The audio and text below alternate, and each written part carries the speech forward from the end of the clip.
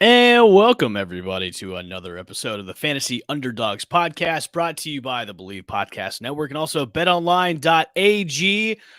Welcome in. Week 17 was nuts, and if you made any bets, hopefully you went to betonline.ag, because if you head to their website or mobile device to sign up today and receive your 50% welcome bonus on your first deposit, you could have used Believe to get that bonus. Since we've got the football playoffs and also college bowl season coming up as well, make sure to use betonline.ag as your number one spot for all the sports action this season. Bet online, where the game starts. Jordan, week 17. Wow. It was a good one. It was a good, and And now we have a week 18 for the first time ever, but I feel like it was Right. week 17 was the perfect takeoff, because enough was solidified where you feel comfortable, but then there's still so much up in the air that makes it exciting. So it's all good. It's all good stuff. It was, and we've had weeks like this before where it was like, oh my, like that just frustrated the shit out of me. But like week 17 was comical. It was humor. Like there was all kinds of emotions going around. Antonio Brown went crazy in the third quarter with the Bucks Jets game. Literal meltdown. And then we've got playoff scenarios. Like the AFC is now a mess with playoff scenarios for week 18. And if you were in your fantasy football championship week, congratulations for winning a championship. I know I am excited because I won mine. We will go into that a little bit because I benched a crap ton of players where I shouldn't have won that game. But we will go into that. If you listen to our Sunday morning show and Evan was having a conundrum trying to figure out who to start, me and Sam decided, we were like, you know what? Start Jamar Chase. Like, we feel good about it. And he didn't. And we didn't know until after he scored his first touchdown that Evan had actually already benched him. Actually, you know what? Let's pull that up right now. Hold on. Okay. Let's pull that up right now. Let's look at it, because let's look. If you look at the people that you had benched, you would be like, "Oh my god, there's no chance that you won." I know. I think. Yeah, this is it. Here we go. All right, you guys can see that. Yes. So I'm on the right. He's on the left, and let me scroll through this. Give me one. There we go. As you can see the screen, like I shouldn't have won that. Like I have Jamar Chase on the bench, which I should have went with my gut, and it's just. Yeah, that's all I have to say about that. It's okay. You still won. I think that's the most impressive thing. And I should have, I was really weary about starting Trey Lance, but with Deebo Samuel there, hey, it's double the points. Trey Lance did okay. Yeah. Not Russell Wilson good. No. Russell Wilson had himself a day with 4 touchdowns and over 200 yards. But then Hunter Renfrow went off. He had 20 points. Damian Harris had 17 points. I left almost 100 points on the bench where I could have breathed a little bit easier going into Sunday night, where he had Aaron Jones going, and Aaron Jones, we don't know what happened to Aaron Jones during that game because it was the A.J. Dillon show, but A.J. Dillon was on his bench. A.J. Dillon was on his he started the wrong guy. He did. He started the wrong guy. And in his defense, though, I never would have went in that direction. I 100% would have started. Right. He did what every normal person would have done. He would have done the same thing. Although, if he really wanted to risk it and trying to get a biscuit, I wouldn't have started Hollywood Brown at the flex. I would have A.J. Dillon could have been in that flex position. Yes. You know what I mean? That's true. But as you can see, there's an empty spot on my lineup. That's because going into Monday night, I did have a comfortable lead. I had 6 points, but anything can happen in fantasy football. So I benched Najee Harris, even though Najee went off for 29 points last night. So, yeah, fantasy champion, I am. Congratulations. Thank you. Well deserved. Yes, well deserved. Everybody in our chat, in our fantasy group, was just like, dude, you got so lucky with that. It's not even funny. I'm like, yeah, that's fantasy football for you, man. No, literally, that was a miracle. I know. And yeah, so it was awesome. Yay. Yay. All right. So speaking of, let's kind of go into some highlights of week 17. Okay. The Bucks almost lose to the Jets, but of course. Can we just take a moment that I almost called that? Yes, you did. I sat here on the show and I was like, I kind of want to take the Jets. I'm not going to, but I kind of want to. As I was sitting at my house watching it, and I'm looking at my fantasy, so I'm like, man, I'm gonna lose in fantasy this week. The Bucks are gonna lose to the Jets, and I was like, man, Jordan's gonna like call like Jets victory over the Bucks, and then lo and behold, of course, with like a minute and a half left, which you don't do with Tom Brady. Tom Brady Exactly. leads back the Buccaneers in that game as well. You were having a day. Your I fantasy was. championship going on. The Bucks were losing. Antonio Brown runs off the field. I was in a glass case of emotion when that whole day I was so much stress. I was like, what? Why? Why would you do this, fantasy gods? Why? Let's talk about Antonio Brown real quick. Okay. And I'll put that, there you go, the ballad of Antonio Brown.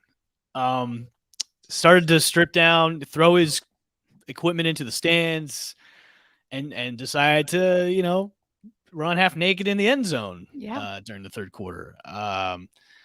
That's probably his last time in the NFL. I would think. Yeah. I mean, I understand teams that are in a desperate situation are going to look at him and like they're going to know the talent that he has and they're going to want to take the gamble. But you saw what he did to the Raiders. Now, if Tom Brady cannot keep you in line, no one else can. And that's, I think, the way we have to look at it. Like, if you're not going to be on your best behavior and play, simple as that, Tom Brady can't do it. Nobody else can. And I don't think any other team is going to be able to keep him in line. I think we owe Mike Tomlin some respect for being able to do it for 9 years. You got to give Bruce Arians some level of respect too, because they 100%. You got a great season out of him last year in a Super Bowl. That's pretty much, you kind of weren't. I don't think a lot of people were maybe expecting that for last year. Was, hey, they had a great season out of him with his limited production because he came in kind of halfway through the season, but did great in the playoffs and great in the Super Bowl. And then going into this year, everybody thought it was going to be another great year, but then he's had injuries and then the faking of the COVID card. And now this incident, it's like, well, I also respect Bruce for actually letting him go, because I think they haven't let him go. They have not released him on waivers. Oh, wait. So what came out yesterday that said he's not a Buck anymore? Bruce Arians did say in the press conference that he is no longer a Buck, but the Bucks have not released him. He is not on the waivers. He has not been released yet. So I don't know what they're going to be doing. I don't know. Unless they're going to say, unless they need to like sit him down and say, hey, what's up? We need you for the playoffs. What can we do? I don't know, because they are. Maybe I have to retract my statement, because they are in a scary situation injury-wise going into the playoffs. Right. So do you think they give him another, like, if he... I don't know, because, and this, after everything went down, and then everybody tweeted out, like, he was at the Nets game. Yeah, like, he was courtside at the Nets game. He was at the Nets game, and then, there hasn't really been any kind of report from out today, but this kind of reminds me of the Dennis Rodman saga with the Chicago Bulls. Yeah. And remember when in the dance, like, Dennis, like, I need 48 hours. Yes.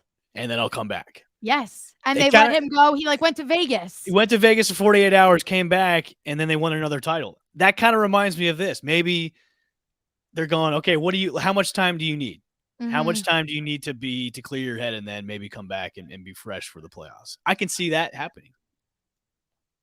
That would be insane. I know, because if they haven't released him on waivers yet, what are they waiting for? Yeah. I thought when Bruce said, like, he's not a Buck, like, I thought he was done, because I'm pretty sure it was either Rappaport or Schefter that tweeted. I think they took Bruce saying that as being released.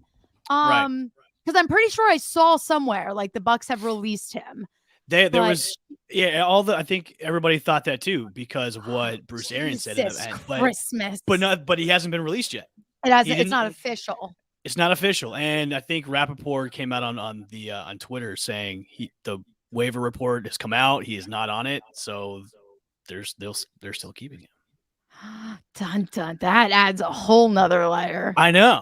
And you never know. This could be it. They could be like, look, if you need some time away to clear your head, great. We'll give you one last shot because we need you. Because they're in injury hell when it comes to wide receivers. Mike Evans is back, and they've got Tyler Johnson, the kid Grayson that came in and did a great job, Scotty Miller. they also got Jalen Darden, but you need like another playmaker there, and it's pretty much you're gonna be Mike Evans and Gronk when it comes to your wide Especially when receivers. you're also in your run game, you're also without Leonard Fournette there. Like you're Right. missing a lot of your big pieces. Right. But I want to know, has it been confirmed? The last thing I heard in the conversation leading up to him storming off the field, I've heard two completely different stories. I heard one story which I think this is what I've heard the most, that he wasn't 100%. He wasn't expecting to play. Bruce kept trying to get him out there and he was saying no. And then Bruce was like, okay, get off the field. And he did it in that fashion. I also heard he was so close to getting his catches for his like $1 million bonus, and Bruce wasn't playing him. So he threw a hissy fit and left. So it's two like complete opposite ends. And the thing is, we'll never really get a full story of like. I know we need really one happened. Bucks player to like spill the tea, to anonymously just announce what happened. I mean, with all the videos that we saw on like Instagram and Twitter, like Mike Evans was trying to calm him down, like say, hey, stay on the field. So yeah, Mike Evans. And it was so funny because you see Mike Evans trying to like calm him down. And then the second he realizes like it's not going to work, he runs like so far in the opposite. He gets like as far away from him as he can. I mean, if you're injured, I mean, you sure are pretty agile in the end zone when you're jumping around. Like he was jumping around. Like, did you see the meme of him? Someone put a Jets cheerleader outfit on him, but literally he was like midair. I saw that. So the latest update, what came out this afternoon from Shefty, did not show up in today's NFL Wire, meaning the Bucs still hold his rights. So wild situation. Very wild situation. Yeah. Yeah. Yeah. That's all I got to say. Let's talk about the Chiefs and the Bengals. What a fantastic game. That game lived up to every expectation, and I was so happy. And more. And we were so wrong in our Sunday show saying, oh, Kansas City's defense has been playing great. They're going to contain them. Nope. No. There is no containing Jamar Chase. My goodness. And he broke a record for a rookie too, 255 yards, receiving yards by Jamar Chase, and 3 touchdowns. Insane. And was sitting on my bench in fantasy for 55 points. If you lost, I don't think you ever would have forgave yourself for that. If I would have lost, and it's okay. I know. And I was like, if I lose this, I will go down in history as a fantasy dummy. Like I couldn't be on the show anymore. I couldn't. Cancel the show. Cancel the show. Everything. I can't. You don't want never play fantasy ever again. No, you don't want fantasy advice from me because I left Jamar Chase on the bench on this. Thoughts about this. I mean, it was back and forth until the very end. And the Bengals clinched the AFC North. Mm-hmm. They're in prime spot right now. I know the Chiefs can also clinch their division this weekend, but I wanted to ask you, Jordan. I mean, who's got the better momentum now going, into the playoffs? I mean, Bengals or Chiefs? I honestly think the Bengals, just because the Chiefs.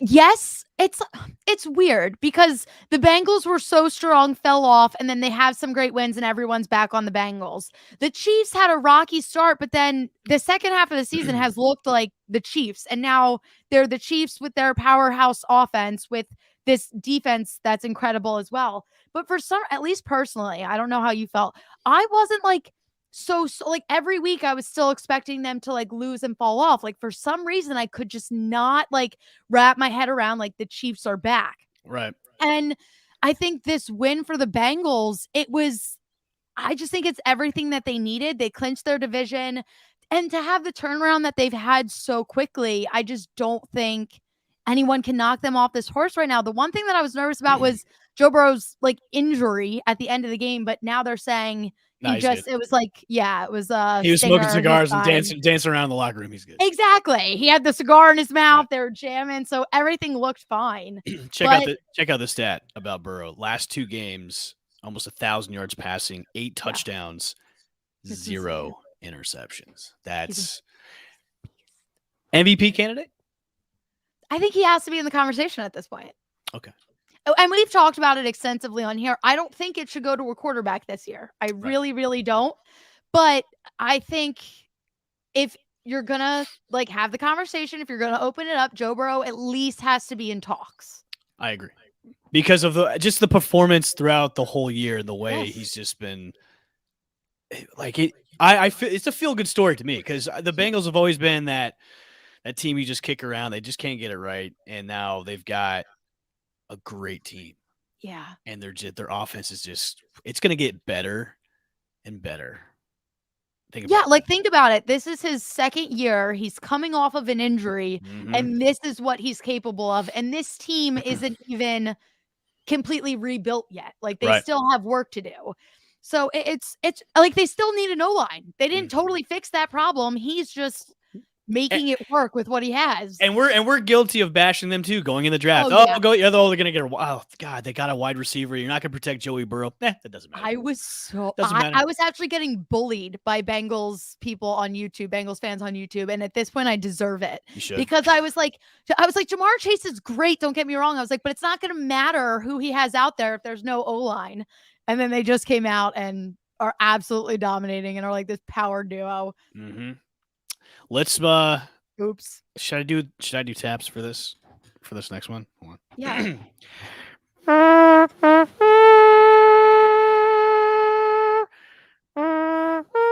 can't do the high note. No, that was very impressive. Thank you. I appreciate that. You're welcome. Our Dolphins, who we've been kind of on the train with, will not make the playoffs. But I am $100 richer. So you are $100 richer. I'm $100.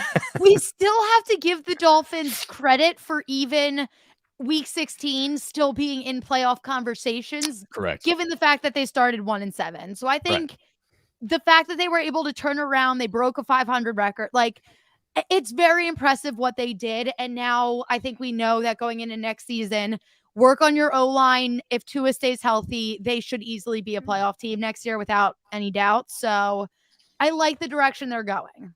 I do. I like it as well. I think just, going. I think they've got Tua won you over. So he did. He did.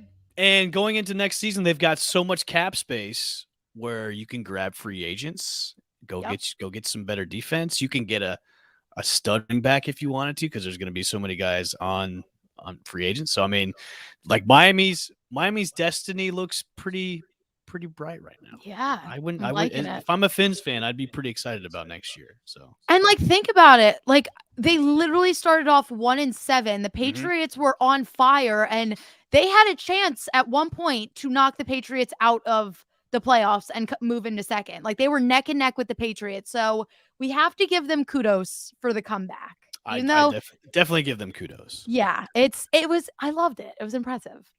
Cowboys and Cardinals. Yeah, but you picked the Cowboys on Sunday. Shut up. Don't bring that up. I had to. I swear that was the Cowboys. When I need them to do well, they don't do well. And it's not that I needed them to do well, but I just figured they would. And I picked them, and then they lost. So they did that to spite me, but it's fine because I was very, very happy with the Cardinals win. And this I will never draft a Cowboy player ever again in fantasy. No. Because I was stressing out the most because Zeke and CeeDee Lamb just gave me nothing.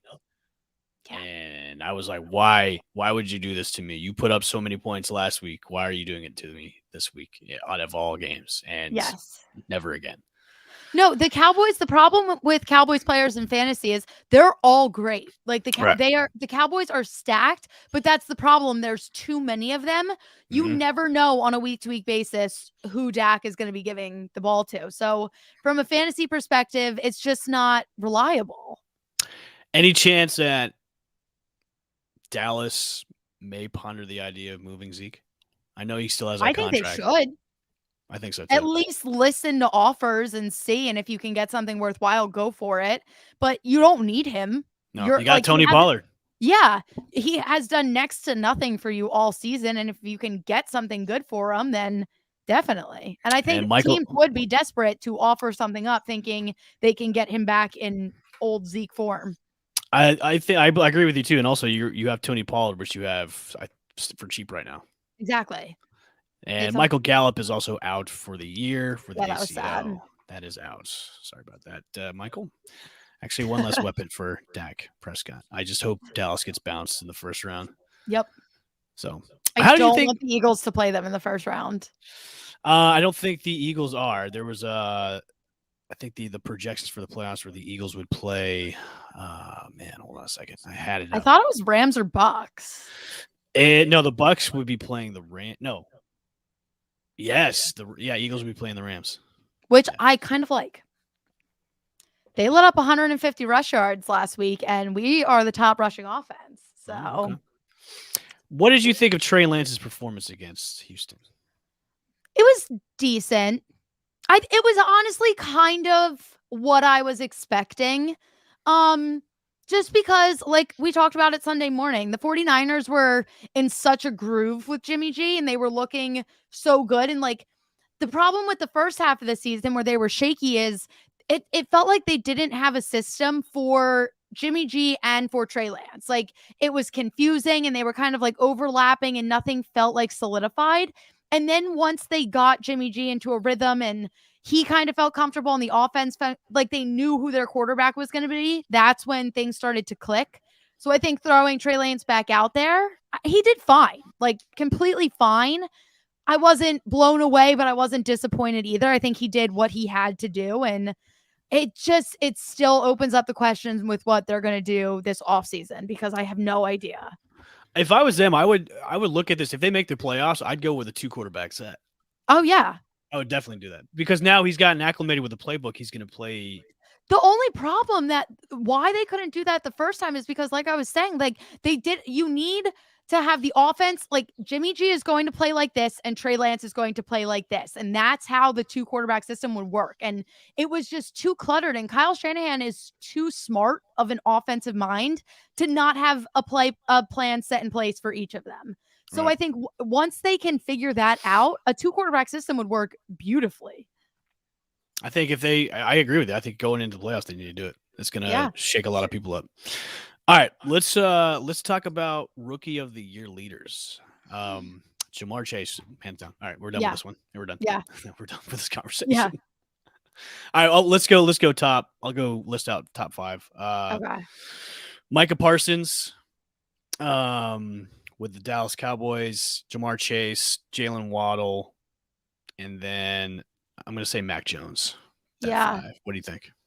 I think overall, rookie of the year should be Jamar Chase. I agree. He makes the Bengals. With that performance this past Sunday, that stamps the rookie of the year. I agree. Award right there. Micah Parsons. You can give Mac Jones offensive rookie of the year. You can give Micah Parsons defensive rookie of the year. Jamar Chase rookie of the year. Done.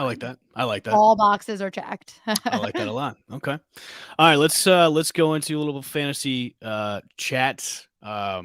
Since I won my fantasy championship, I've got nothing to complain about. Let's I spelled that way wrong. Let's do that real quick. There we go. All right, fantasy studs and duds. I was like, who's Sean? Yeah, I don't know why I put Sean there. I don't even. Do you know any Seans? I don't know any Seans. I know a couple, but they also don't spell it like that. They do the AWN. The HW. Okay, gotcha. Yeah. Fantasy studs and duds this year.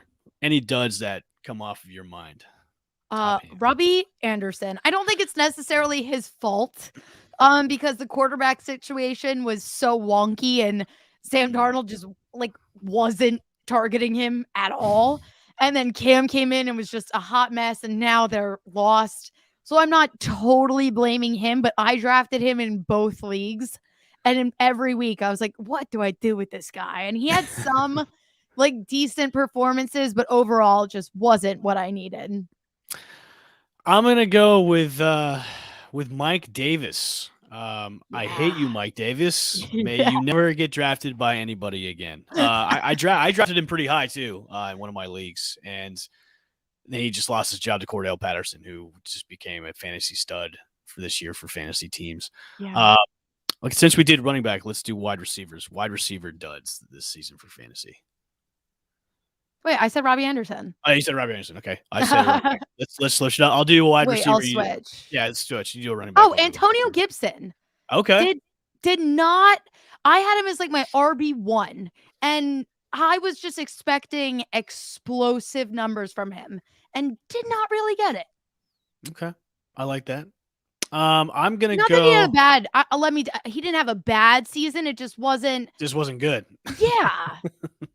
Like, I was like, it was just average, like RB2 flex numbers. I'm going to go. This is a tough one for me because I've got like a top 5 of duds for wide receivers. You know what? I'll go with. This might be a controversial one because he had mental health issues. I'm going to go with Calvin Ridley. I understand, but like, because you expected him to be like a blowout and then he opted out or stepped away. So, like, valid reasoning, but it's still a dud because you had high hopes. Yeah. Okay. QBs. I would say Ryan Tannehill. Oh, okay. A top fantasy producer last week of the last 7 weeks of last season. Now he hasn't really been doing anything lately. I like that. It just took a while for him. Like, I remember Chip struggling. It took a while for him to figure it out. Right. I'm going to put this in conversation because Russell Wilson. Yeah. He got it. He had a first couple of weeks were good, got injured, came back, and then had to take another few weeks to get ramped up, and then had a great game against Detroit to end the season pretty much. Yeah. And like, it was against Detroit. So we all picked Detroit going. Mm-hmm. Did you take them or did you take Seattle? I know me and Sam took Detroit. I think you took Seattle. I think I took Detroit too. I was like, screw it. Oh, you did? Well, was I? I have to go back to the tape. I think you went with Seattle. I'm pretty sure. But okay. The fact that we were even questioning if Russell Wilson could beat the Lions is sad. And it just shows you didn't have this season. This is another one, though. I don't necessarily put all of the blame on him. I mean, granted, he got injured. But like that team, the play calling, it's just a hot mess over there. Right. And I was scrambling for quarterbacks too because I had to pick up Kirk Cousins at one point, and then I had to pick up Jimmy Garoppolo at one point because I didn't trust him enough to get me anything fantasy point wise. And then even for the fantasy championship game where you could rely on Russell Wilson, you saw who I was. I was like, I don't even know what to do. Yeah. You ended up starting Trey Lance over Russell Wilson. I did. Yeah. I mean, it was a risky play, and I was like, you know what? No risk. No, I was in full support of that. Yeah. I'm glad I did it. Well, not glad because Russell Wilson had 4 touchdowns, but whatever. It is what it is. Okay. We weren't expecting that. We weren't prepared for that. Nobody was. Okay, fantasy tight ends. Duds for you. I actually had a really good tight end year. I had in my one league, I got Darren Waller and I got Dallas Goedert as my backup. And it was beautiful because pretty sure I needed running back help. I didn't have any running backs, but I was doing 2 tight ends. I had Dallas Goedert in my flex and Darren Waller starting. I had one issue where Darren Waller was hurt and it was the week the Eagles were on a bye. So I had to scramble there. I'm pretty sure I got the Browns. Hooper. But Waller was kind of a dud this year though. He was. Yeah. I guess we can count him as a dud. I think it just worked because I had Goddard who stepped up. So it was I kind of handicapped it in a way, but yeah, he was. I mean, I was calling him tight end 1 all offseason, and it was nowhere close to those numbers. Well, you expect that from a guy that put up such big numbers last year. Yeah, going into the season, and you think they're gonna do it again. Yeah, he just underproduced and made a lot of people mad. Yeah, especially on championship weekend. I would say, since we agree on Waller together, for studs for me, I've got a couple. Okay, Gronk is one, and then I'm gonna throw this in there. I'm gonna put Ertz, Zach Ertz. I was gonna say Ertz, second half of the season. Second half of the season. As soon as he got traded over to Arizona, he was like, "Well, I've got a brand new team, and I'm gonna be that guy." Yeah, so, I great, good. All right, yeah. All right. Yes, no, I was gonna throw just because he on the Eagles, the two tight end system, it was getting confusing. And I just think, as much as I would love him to just stay an Eagle until he retired, I think he needed a fresh start to kind of get that revamp. Helped out Goddard too. As soon as he was gone, exactly. Were there. All right. Never again. This section is I will never draft this person ever again in fantasy. Jordan, do you have one top of mind? I think I have to go with Robbie Anderson. Anderson? I think I'm traumatized. Okay. I'm going to go with. See, I can't. I said Mike Davis before. And I think I reached on. I reached on this guy because there was so much hype on him. And that was Kyle Pitts. I drafted him early. You can't say that after his rookie year. You will never draft Kyle Pitts again.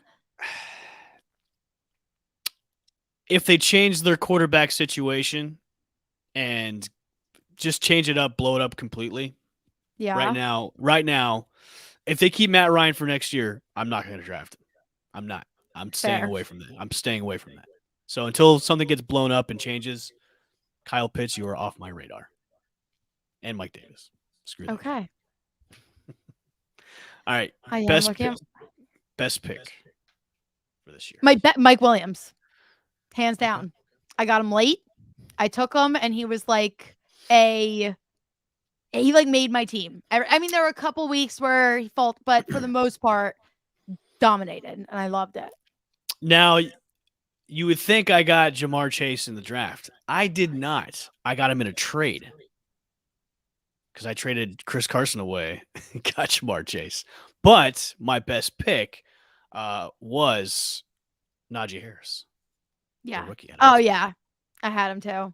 Yeah, Najee Harris. That was a beautiful, beautiful move. Oh, yes. I mean, the overall touch scheme of him, like just getting multiple touches every single game, the sheer volume alone puts him in that top 5 running back situation all by himself. That's just the sheer volume of what he was getting. And then going into next year, now Pittsburgh is at, okay, who are we going to be starting at quarterback? Big Ben's probably going to be gone. And obviously they're looking at Dwayne Haskins and Mason Rudolph going, oh, man. We need to make a trade. Yeah. or something, because if you're going to trust those two guys, Pittsburgh's in trouble. I'm telling you, Aaron Rodgers is going to be the Steelers quarterback. You know, and let me ask you this, because there have been rumors saying Russ wants to stay in Seattle. Who's more likely to go, Russ or Aaron? I would think Aaron. Like, I feel like just because I feel like he's had it in his head the whole time, like no matter what happens this season, I will leave Green Bay. And I think it would be the perfect FU to them if he gets them. Imagine it, even if they don't win the Super Bowl, even if he just gets them to the Super Bowl and then leaves. And he's like, you knew this was coming. I came back for my 1 year. I'm done. You know what? At this point, I think he stays.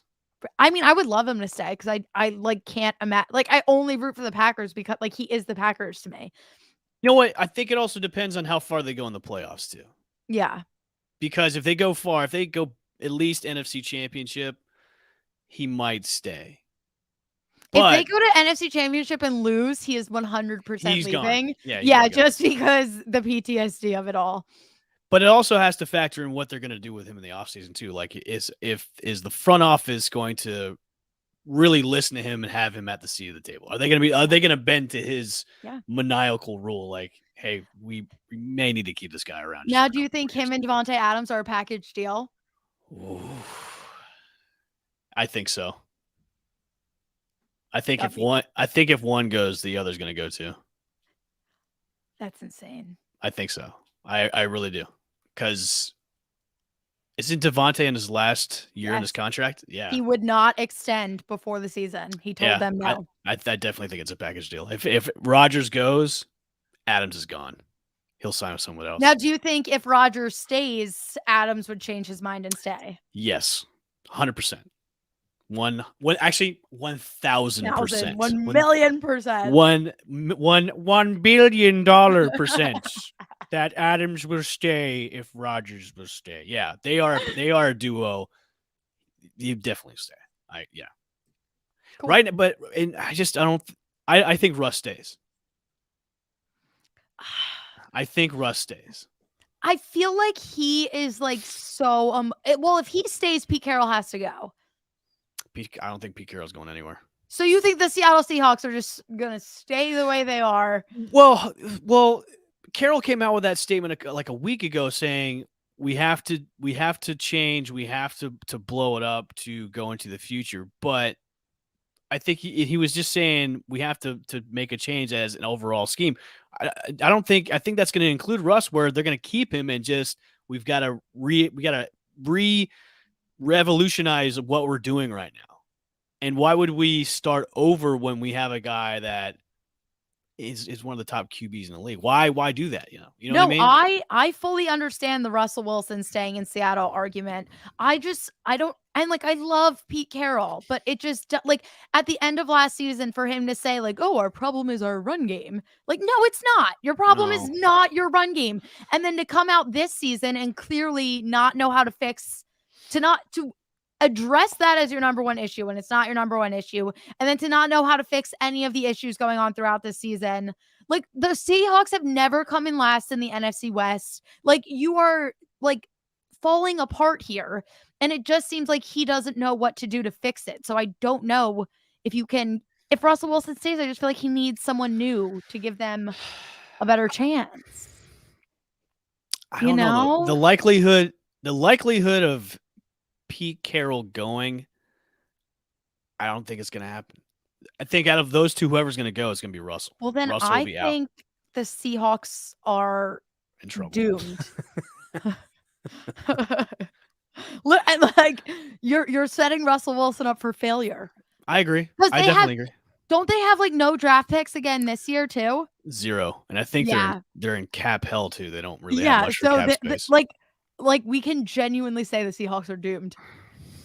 Hey, that's. I mean, as much I know, as much as I like seeing Seattle play because I think they're an exciting team offensively when they have everything clicked on.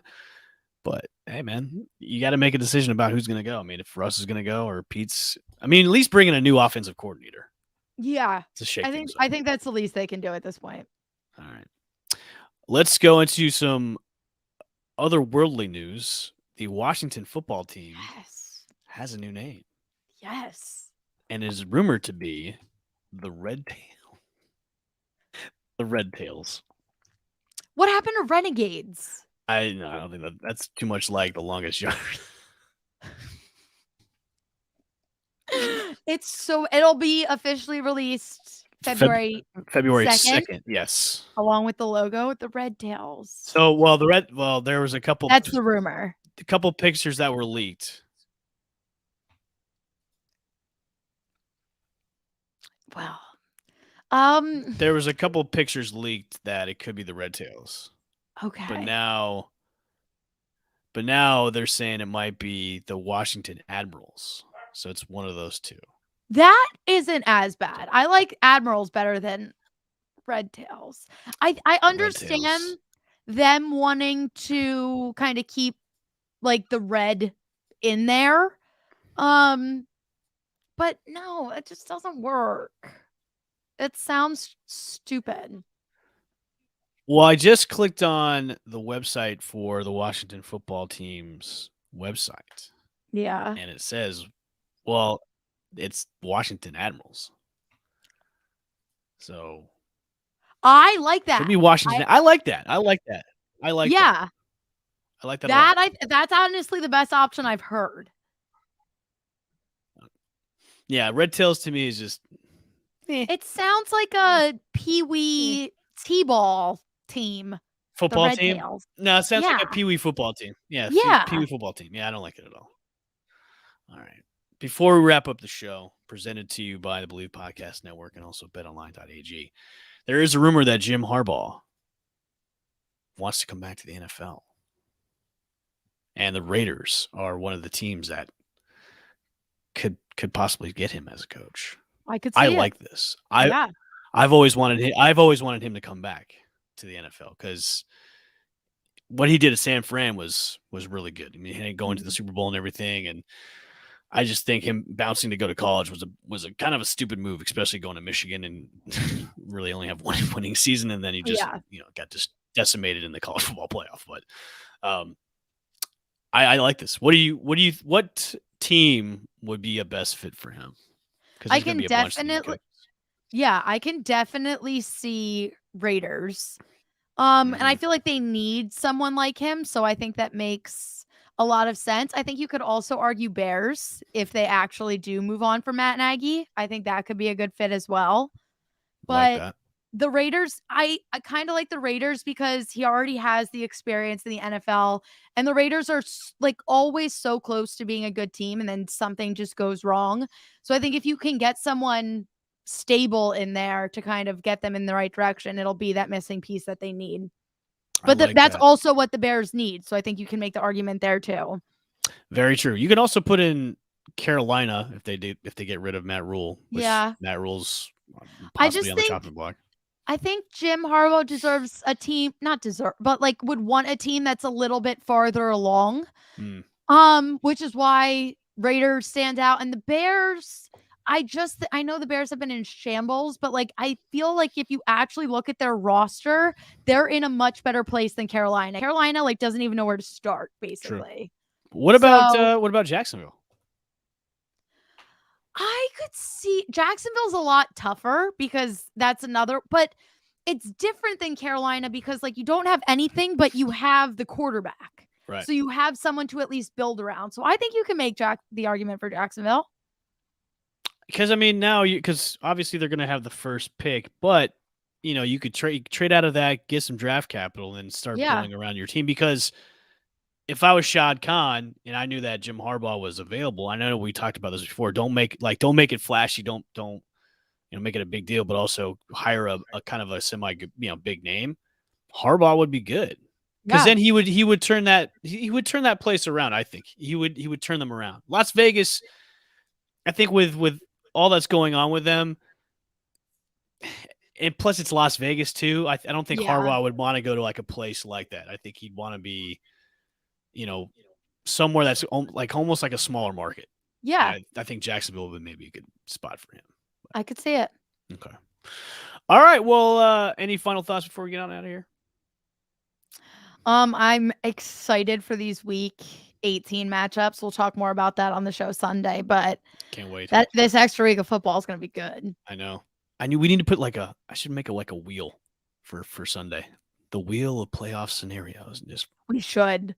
Because the NFC, it's kind of like if the 49ers win, it's over. It's kind of boring. But the AFC is completely up for grabs. And there's just so much to pay attention to. And if you're in a Week 18 fantasy championship, I pray for you because that's usually when teams don't start their starters who are going in. They're already in the playoffs. So good luck. We will give you some waiver wire pickups last minute for your fantasy football championships. But for myself and Jordan, thanks for tuning in to the Fantasy Underdogs podcast brought to you by the Believe Podcast Network and also betonline.ag. Make sure to go to Twitter and Instagram and smash that follow button at the FU Dogs Pod for both places. And also subscribe to Twitch and YouTube as well. We will see you on Sunday morning. Have a great week. Peace. Bye.